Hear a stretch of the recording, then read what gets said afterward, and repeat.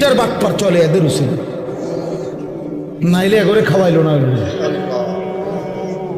যদি সেজদাওয়ালা না থাকতো, যদি ইমানওয়ালা না থাকতো, আলেম ইলম না থাকতো, যদি উলামায়ে কেরাম জমিনে না থাকতো, যদি আল্লাহর কোরআন পড়নেওয়ালা কেউ না হতো, আল্লাহর জিকির যদি উচ্চারিত না হতো, তাহলে কোনো নাফরমান বেঈমানের জন্য আল্লাহ পাক রাতও বানাইতেন না, দিনও বানাইতেন না।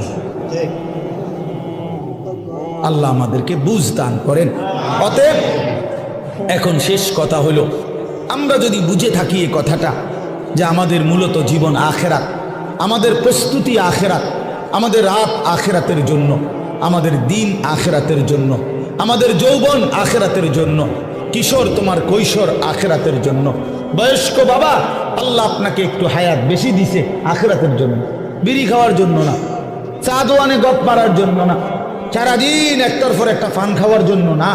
আখেরাত আপনাকে দিছেন আল্লাহ তাআলা, জীবন হায়াত আখেরাতের জন্য।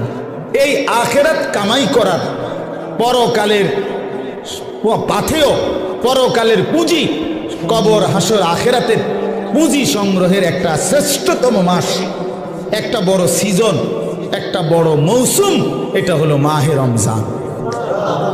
এই কথাটা আমি বলতে চাই। সিজন বুঝতে হয়। বুদ্ধিমান ব্যবসায়ী, হ্যাঁ বুদ্ধিমান কৃষক জমিনে ফসল করবার আগে সিজন চিনে যে এখন কোনটা লাগাইতে হবে। কথা বুঝছেন নি?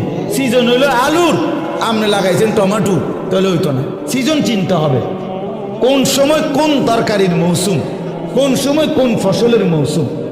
ব্যবসায়ীও সিজন বোঝে। হ্যাঁ এখন রোজা, আপনি উঠেছেন গরু ছাগল, না আপনি ওর কাপড়ে না উঠেছেন। কথার কথা, একটা সিজন। মানুষ কি ধরে? সিজন ধরে, যে ভাই এখন আমাকে ব্যবসার সিজন, এই এক মাস সিজন। তাহলে মৌসুম চিনে। আমরাও ওয়াজরা বলি যে শীতকাল আমগো ওয়াজের মৌসুম, ওয়াজের সিজন আমগো, মানে এই সময় ওয়াজ বেশি। ঠিক না কথা? প্রত্যেকেই মৌসুম চিনে, সিজন চিনে। তো আল্লাহ তাআলা বলছে, বান্দা আখিরাত কামাই করার, জান্নাত কামাই করার সবচেয়ে বড় সিজন, মৌসুম মাহে রমজান। আর সেটা আর মাত্র 30 দিনও বাকি নাই। এই আমাদের সামনে একদম অল্প কয়দিন, আর মাত্র একটা মাস। এই এক মাসের ব্যবধানেই আমাদের সামনে আসতেছে মাহে রমজান। আল্লাহ তাআলা বলছেন, ইয়া আইয়ুহাল্লাযীনা আমানু কুতিবা আলাইকুমুস সিয়ামু কামা কুতিবা আলাল্লাযীনা মিন ক্বাবলিকুম লাআল্লাকুম তাত্তাকুন।